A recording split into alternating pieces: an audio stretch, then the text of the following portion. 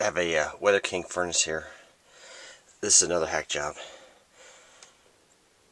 There was a time where you would use your ductilator and manometer to figure out if you had a problem, but to today's standards, it's easy. You can just eyeball everything.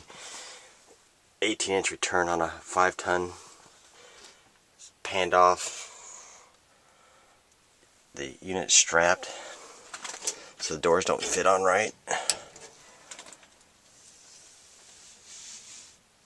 Half-inch gas flex on a 100,000 BTU furnace. All the ductwork's undersized. Oh, and that return air is a 14 by 25 stamped return air filter grill on a 5-ton. Sounds like a 747 taking off.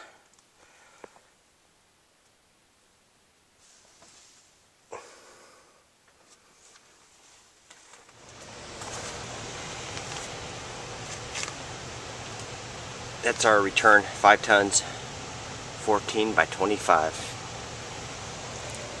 Here's our light switch. Lights on, lights off.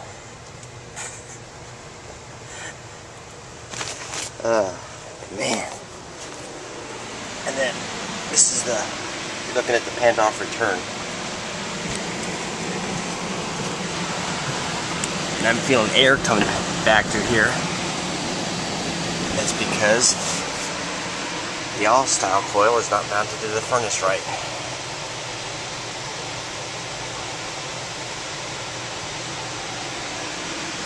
There's a big old gap on that bottom of that coil. That's the air conditioning drain. That's why the job I'm at, the wire was broken off. Do not run the air. Do not run the air. Call a plumber.